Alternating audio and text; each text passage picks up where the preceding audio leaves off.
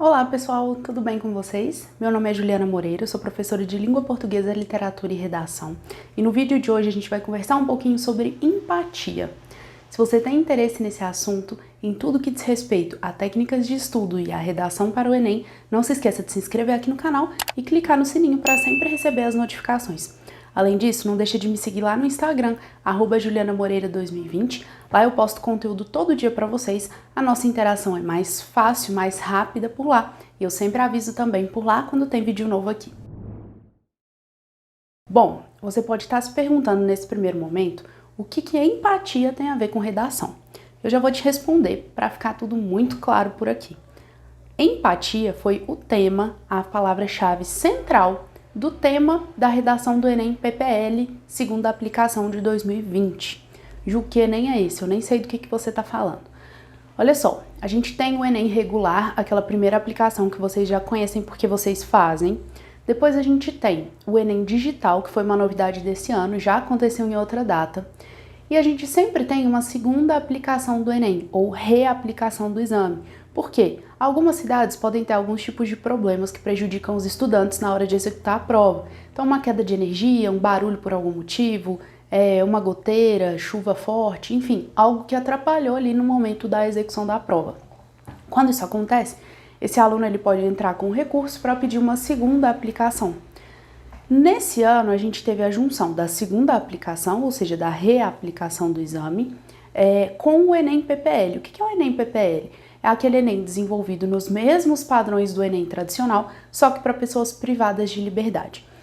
E mais um acréscimo esse ano. As pessoas lá no estado do Amazonas que não puderam fazer a primeira aplicação porque o estado proibiu a aplicação do Enem, também fizeram essa reaplicação, essa segunda aplicação. Então foi, pessoal, do Amazonas. Se tiver alguém aí que esteja nessa situação, comenta aqui para eu saber. Então, o pessoal do Amazonas fez sobre esse tema, fez o Enem segunda aplicação. O pessoal que teve algum problema durante a primeira aplicação também fez essa segunda. E quem é privado de liberdade, Enem PPL, tá? Tá tudo dentro dessa mesma prova. Ju, existe diferença no nível de dificuldade entre a primeira aplicação, a segunda aplicação, o Enem PPL? Não. A proposta é que o nível de dificuldade ele se mantenha em todas as provas, tá? Então não é para que um exame seja mais fácil ou mais difícil do que o outro.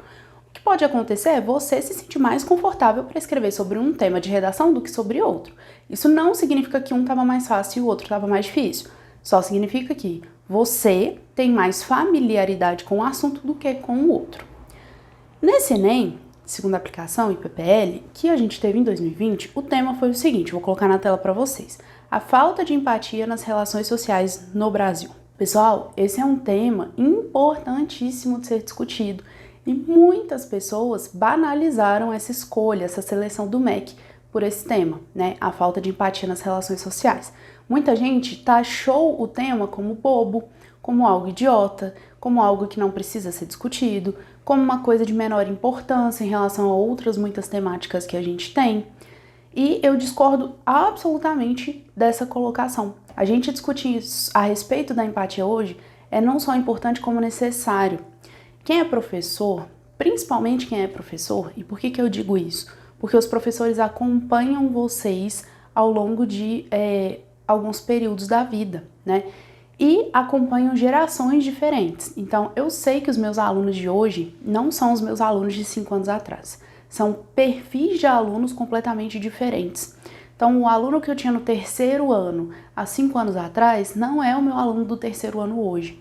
São pessoas muito diferentes.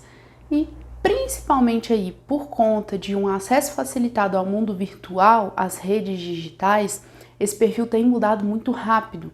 Vocês têm outros conflitos, outras preocupações, outras formas de enxergar o mundo e a empatia, ela acaba se tornando um elemento aí necessário de a gente resgatar. Ela parece que ficou um pouco perdida e vocês podem perguntar para outros professores que convivem com essa faixa etária, que conseguem fazer essa comparação, eles têm a mesma impressão. Então eu tive esse cuidado de conversar com alguns colegas e todo mundo tem essa impressão. Infelizmente a gente caminha para que as pessoas sejam cada vez menos empáticas, cada vez mais egoístas. Isso é muito grave, é muito sério. Então, quando esse assunto ele é trazido pelo Enem, ele é da maior importância, porque ele pontua, ele traz para a discussão, para uma discussão nacional, um tema que é necessário de ser discutido. Antes de mais nada, como sempre, eu vou ler aqui os textos motivadores com vocês, tá? A gente sempre começa pela leitura desses textos antes de pensar como é que a gente poderia abordar esse tema, o que a gente coloca, se põe causa, consequência, o que faz. Vamos lá. O texto número 1 que a gente tem aí traz uma espécie de significado, né? Tem o formato aí, a carinha de um verbete de dicionário. Vamos ver se é isso mesmo. Então seria empatia, substantivo feminino. Não é sentir pelo outro, mas sentir com o outro. Quando a gente lê o roteiro de outra vida, é ser ator em outro palco. É compreender, é não dizer eu sei como você se sente. É quando a gente não diminui a dor do outro. É descer até o fundo do poço e fazer companhia para quem não precisa. Não é ser herói, é ser amigo. É saber abraçar a alma. Então tem aí uma espécie de significado dessa palavra, um significado muito pessoal, né? Pouco preciso, pouco objetivo, mas ainda assim um significado que a gente pode refletir a respeito. Então a gente pode resumir aí que empatia é a capacidade que você tem de entender o lugar do outro dentro daquela relação que vocês estão construindo. Muitas pessoas resumem empatia como a capacidade de se colocar no lugar do outro, mas não é exatamente isso. Por que não? Porque a gente não consegue se colocar no lugar do outro, isso é impossível. Cada pessoa tem a sua identidade, a sua bagagem, as suas vivências e os seus sentimentos que são muito diferentes. Então, os meus são muito diferentes dos seus. Por isso, quando acontece algo com alguém, ou você vê uma situação específica com alguém, não adianta você falar, eu me coloco no seu lugar. Não tem como você fazer isso, porque a sua bagagem é diferente da bagagem da outra pessoa. Então não dá para você se colocar no lugar dela, porque você não está, de forma metafórica aqui, calçando os mesmos sapatos que ela. Você não percorreu o mesmo caminho. Então, não é exatamente se colocar no lugar do outro, mas é ter capacidade para olhar o outro e tentar entender como ele está se sentindo naquele momento. Como aquela situação está sendo vivenciada por ele, a partir do seu olhar, da sua bagagem, daquilo que você tem como construção. Mas não é o ato de dizer, por exemplo, eu sei como você se sente, porque a gente nunca sabe, não tem como saber. Então, vamos pegar alguma situação difícil, né? Alguma situação mais complexa, como a perda de alguém. Vamos supor, a perda de um avô. Você já perdeu o seu avô e eu perdi o meu avô. Então, eu poderia dizer para você, não, eu sei como você se sente. Eu não sei como você se sente. A relação que você tinha com seu avô é uma, a relação que eu tinha com meu avô é outra. Eles são pessoas diferentes, nós somos pessoas diferentes, de famílias diferentes, que criamos ali laços, relações e sentimentos diferentes. Ah, mas e se for a sua irmã, por exemplo? Ela tem o mesmo avô, tá na mesma família. Não vai ser a mesma coisa nunca. A relação que a gente tem com as pessoas, ela é única. E ela é construída com base naquilo que a gente é. Então não dá para dizer, eu sei como você se sente. Não dá para saber, não tem como. Isso não é ser empático, ao contrário. Então dizer, eu sei como você se sente, é colocar você como protagonista de um momento, de uma história que não são seus. Então a gente tem que tomar cuidado até com a forma como a gente se coloca empático ao outro. E eu sei que muitas vezes a gente não faz isso por mal. Eu sei como você se sente por mal, sim para acolher aquela pessoa. Mas não é isso que você está fazendo no final das contas. Então é bom a gente refletir sobre isso também. Vamos ler o texto 2 agora. Penso que a nossa geração esteja repleta de pessoas empáticas. Há muitos que sabem sentir a dor do mundo e que primam por preencher a nossa atmosfera psíquica com as flores da gentileza e o perfume da gratidão. Esses seres, embora raramente tenham holofote sobre si, são os verdadeiramente ricos e poderosos, pois são os seus gestos anônimos, as suas preces silenciosas e seus pensamentos de paz que espalham centelhas de esperança por toda a terra. Mas é inegável que muitos ainda não tenham compreendido que as maiores mazelas do mundo se dão pela falta de empatia dos homens. Por não saber ser o outro, o homem furta, rouba, violenta. O homem achincalha a fé alheia, o sonho alheio. O homem escraviza o homem condena povos inteiros, comunidades inteiras à miséria, roubando-lhes as condições necessárias, de modo que não possam sequer enxergar a própria indignidade. É a falta de empatia que contamina o mundo com a praga do imediatismo, do consumismo, do uso indiscriminado de recursos naturais. A falta de empatia faz com que desumanizemos o outro, e com isso nos tornemos menos humanos, mais egoístas, mais individualistas, mais competitivos e mais insanos. Então aqui a gente tem algumas consequências do que seria um mundo sem empatia. Então com essa ausência desse sentimento de enxergar a dor do outro. Então é um mundo que escraviza, é um mundo que mata, é um mundo que rouba, é um mundo que violenta, porque eu não consigo me colocar no lugar do outro. Bom, vamos ler o texto 3 para a gente avançar nessa discussão. Crimes de ódio por Estado em 2018. Feminicídio foi o único crime registrado em todas as unidades federativas, enquanto preconceito por origem aparece em apenas 2 estados. Então a gente tem aí, em verde, as unidades federativas dos estados que registraram cada tipo de crime de ódio. Então, o crime de ódio relacionado a gênero, ou seja, o feminicídio, ele está em todas as unidades, no Brasil inteiro. Crime de ódio aí relacionado à raça, ele já aparece em menos 4, 5, 6 estados. O crime relacionado à orientação sexual aparece em menos lugares. Relacionados à religião, ainda menos.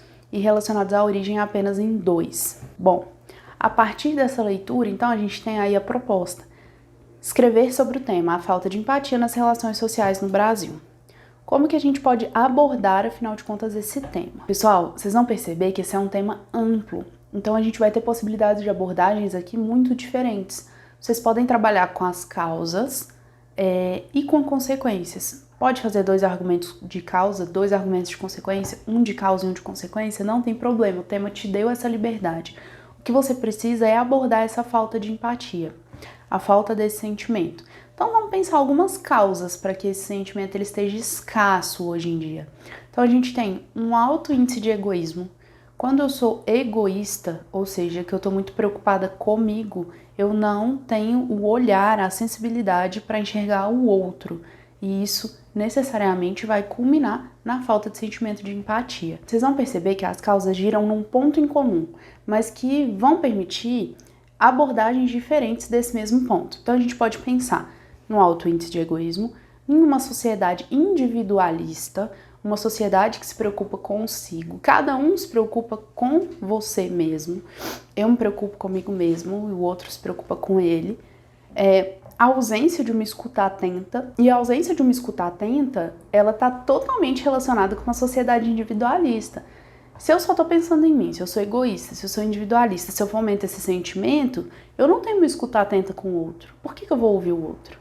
Porque quando eu estou falando de escuta atenta, não é simplesmente parar para escutar. Nossa, deixa eu parar para escutar essa pessoa porque ela quer tanto reclamar de alguma coisa que eu vou parar aqui para ouvir. A escuta atenta seria a capacidade que você tem de ouvir essa pessoa tendo empatia por ela, ou seja, se sensibilizando com aquela história, percebendo como que você pode ou não atuar naquele momento, se o seu momento é só de escuta, se o seu momento é de fazer algo por aquela pessoa, se o seu momento é de procurar ajuda com um terceiro. Então é ter esse tipo de atenção na lida, no relacionamento que a gente constrói com as outras pessoas. A gente tem a ausência de educação emocional como uma das causas. Educação emocional não é um tópico trabalhado em escola. A gente não estuda a importância de ser empático com o outro, a importância de uma escuta atenta, a importância de você saber identificar no outro sinais depressivos, a importância de você saber identificar em si mesmo quais são esses sinais, quais são os sinais de uma ansiedade, que isso tem tratamento, destruindo aí o que foi o tema, do Enem 2020, os estigmas relacionados a essas doenças, e que tudo isso passa pelo sentimento de empatia, mas com a ausência de educação emocional realmente fica muito difícil para que as pessoas entendam isso. Empatia, inclusive, é algo necessário que vocês entendam, que é uma palavra de conhecimento de uma bolha. Eu tô aqui tratando de empatia com vocês, mas saibam, a maioria das pessoas no nosso país não faz ideia do que essa palavra significa. Então, dentro da bolha, ela funciona muito bem, Dá para ter essa discussão. Como que a gente faz isso sair? Não só a palavra, mas o que ela representa. Quando vem uma prova de caráter nacional, por exemplo, e coloca isso em discussão, traz isso para dentro das escolas, todas essas escolas. Então, a gente está aí num caminho para isso. Depois a gente pode ter como causa, por exemplo, a busca por um alto desempenho. A gente vive numa sociedade, gente, tão imediatista, mas tão imediatista, que quer tudo para ontem, e para isso você precisa dar o seu máximo de desempenho. Então eu não posso trabalhar por 8 horas, isso é medíocre, eu tenho que trabalhar por 12. Eu quero 14 horas de trabalho. Por quê? Porque eu estou buscando o meu alto desempenho. Tá? É só um exemplo essa história do trabalho. Poderia ser estudo, enfim. Eu não quero mais que você fique 5, 6 anos para entrar em medicina. Isso é inaceitável. Eu quero que você termine o terceiro ano e entre em medicina. Eu estou em busca do alto desempenho. Quando isso acontece, não tem como eu focar no resto. Eu estou focada em mim. Se eu estou focado em trabalhar demais, em estudar demais, em ter essa alta performance, eu automaticamente não estou focado no outro. Bom, a gente pode trabalhar algumas consequências para esse tema. Quais seriam as consequências da falta de empatia? Aumento do preconceito. Então, se eu não me coloco no lugar do outro, eu tendo a reproduzir comportamentos preconceituosos. Aumento da desigualdade social. De novo, se eu não me coloco no lugar do outro, eu não entendo, por exemplo, a necessidade de uma renda básica. Então, vamos supor, eu não perdi o meu emprego durante a pandemia, eu não tive diferença no meu salário durante a pandemia, eu pude trabalhar de casa, financeiramente eu não fui afetada pela pandemia. Do outro lado, eu tenho uma pessoa que ficou desempregada em razão da pandemia. Ela não consegue emprego em função da pandemia. Logo, o orçamento foi completamente afetado e essa pessoa está numa situação muito crítica, numa situação de fome, numa situação em que não sobrou dinheiro para comida, que é aquilo mais essencial. Se eu, que estou dentro dessa situação de privilégio, não consigo ter empatia pela situação de uma pessoa que não está dentro do mesmo privilégio que eu estou ocupando nesse momento, eu não consigo entender, por exemplo, por que o governo distribui uma renda básica. E aí eu posso reproduzir discursos que são muito perigosos, como, esse dinheiro vai deixar as pessoas preguiçosas, esse dinheiro é para quem não quer trabalhar.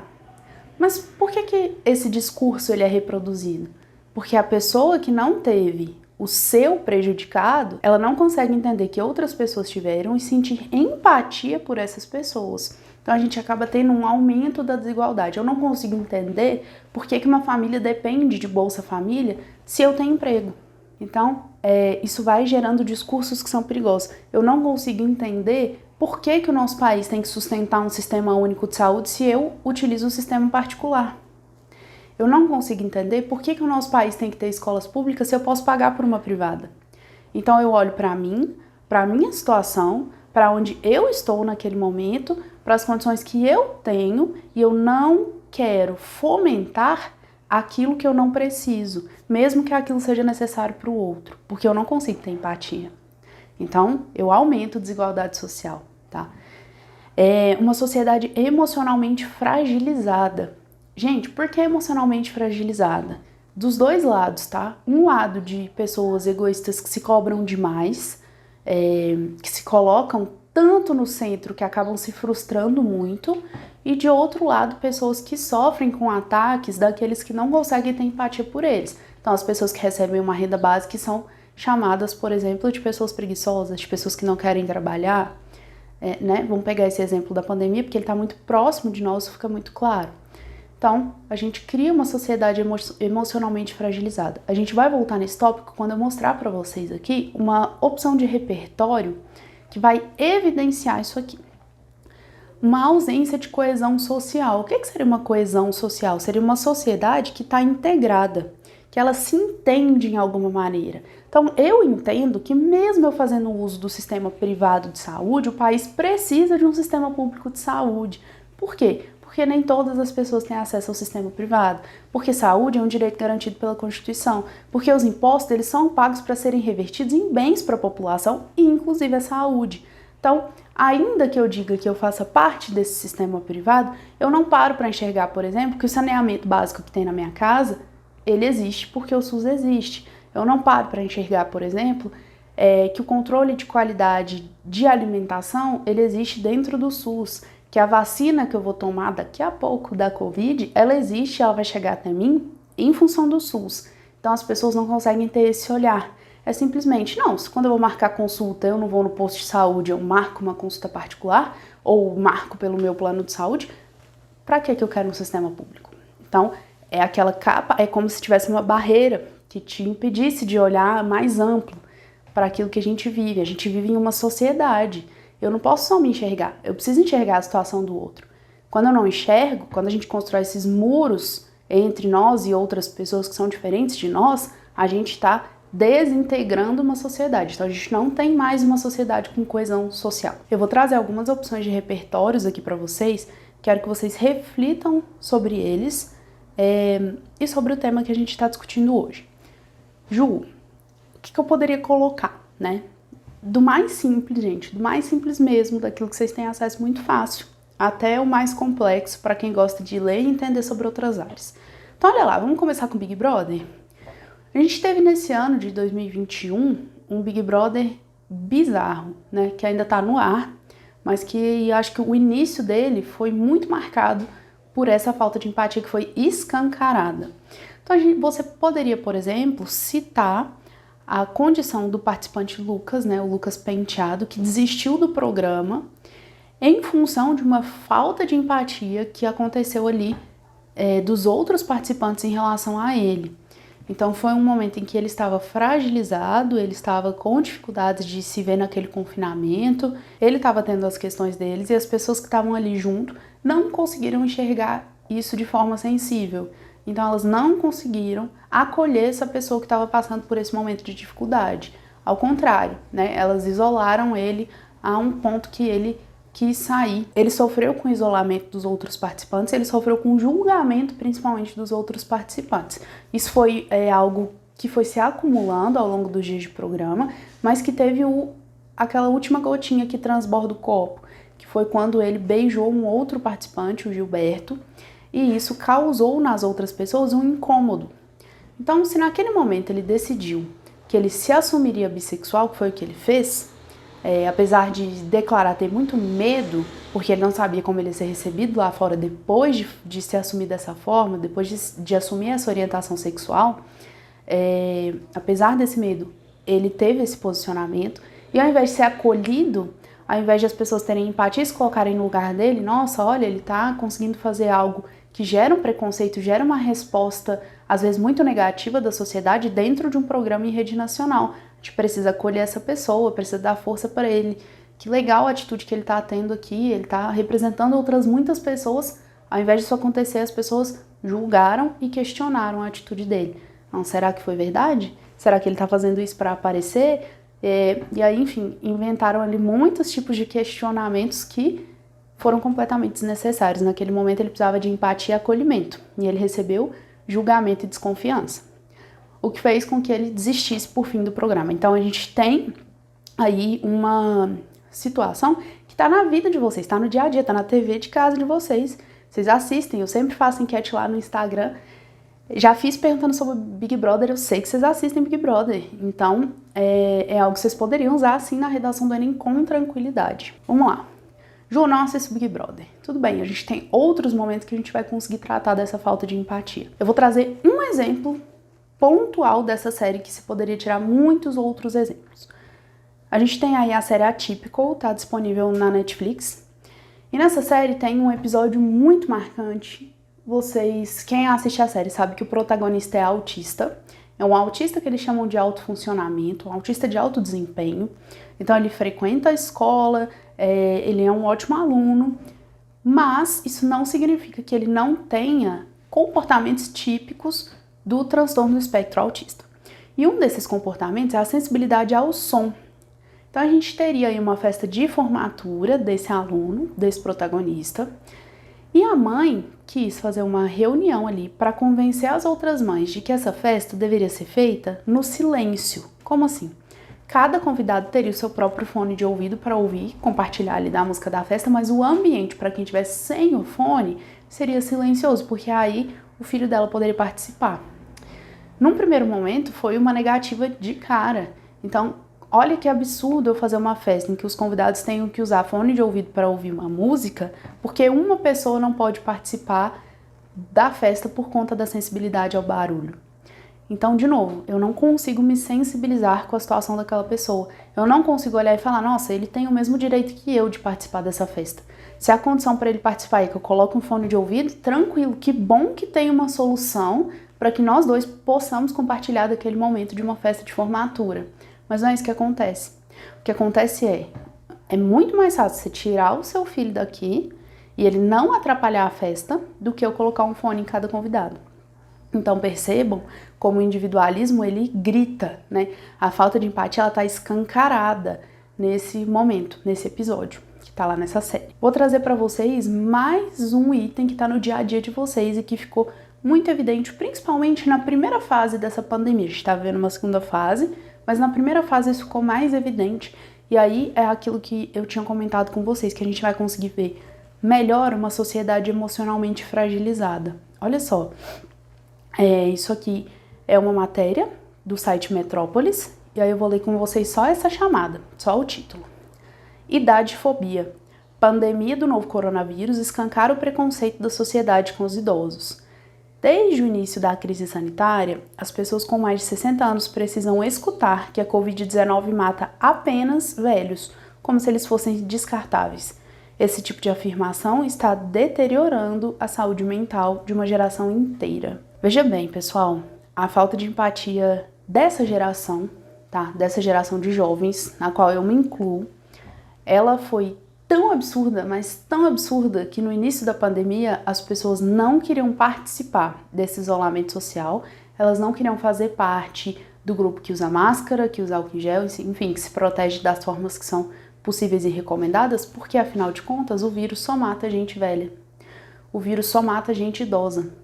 O vírus, quando ele pega em alguém que é mais novo, ele vai ser uma gripe. Ele não vai trazer consequências tão drásticas, então não preciso me cuidar. Pensem no quanto isso é egoísta, no quanto isso de novo escancara a falta de empatia. Ah, que ótimo, então, porque eu não vou morrer em função do vírus, eu posso matar o outro. Afinal de contas, eu não vou morrer, né? Eu não tô nem aí com o lugar que o outro ocupa nessa sociedade. Eu vou destruir com essa coesão. E destruindo com essa coesão, eu vou destruir com a saúde mental dessas outras pessoas. Vocês têm ideia de como os idosos se sentiram nesse primeiro momento de pandemia? Eles se sentiram o foco do problema. O problema deixou de ser o vírus para ser os idosos. O discurso, ele era muito voltado para a seguinte questão. Fecha os idosos em casa e deixa o resto da população circular. Então o problema não era o vírus, o problema era o idoso. Era com ele que a gente tinha que lidar. Olha que grave, olha que sério. E agora a gente tem uma segunda onda aí de um vírus atingindo muito mais jovens do que idosos. Ou seja, agora as pessoas decidiram que realmente elas precisavam se cuidar. Então essa falta de empatia ela foi escancarada aí pela pandemia. Ju, só tem esse lado? Não, não só tem esse lado. A gente teve aí uma fala de uma jornalista que foi muito mal colocada, né? Por quê? Agora que a gente está em períodos em que muitas cidades estão em isolamento social, algumas pessoas têm reclamado muito. Por quê? Simplesmente porque elas são ruins e elas querem que o vírus circule e morra muita gente? Não, mas porque elas estão sem emprego, elas estão sem o que comer, elas estão passando por dificuldades financeiras, elas estão angustiadas com essa situação, elas estão numa situação às vezes de miséria e elas precisam que tudo reabra para tentar fazer com que essa situação melhore de alguma forma, né? Para tentar buscar uma solução para isso. Quando a gente olha para essas pessoas e diz, pode chorar à vontade, o choro é livre, falta uma empatia gigante na gente também. Por quê? Porque a geladeira de casa tá cheia, a minha tá cheia, a sua tá cheia. A da pessoa que não tá cheia, não importa pra gente. Então se ela tá pedindo socorro ali, socorro, eu preciso abrir o meu comércio, porque eu não tenho o que comer, pra gente é muito fácil falar, pode chorar, tá em isolamento social. Ué, mas e a minha capacidade de entender o lugar dessa pessoa? Onde eu coloquei? Então a gente tem que ter cuidado também, sempre, de entender de qual é o lugar que aquele outro fala. Por que que ele fala? O que que ele tem pra dizer?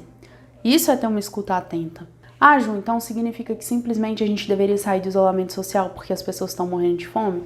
Não, pessoal. Significa que a gente precisaria cobrar do nosso governo um auxílio decente para que essas pessoas possam estar em isolamento social sem morrer de fome.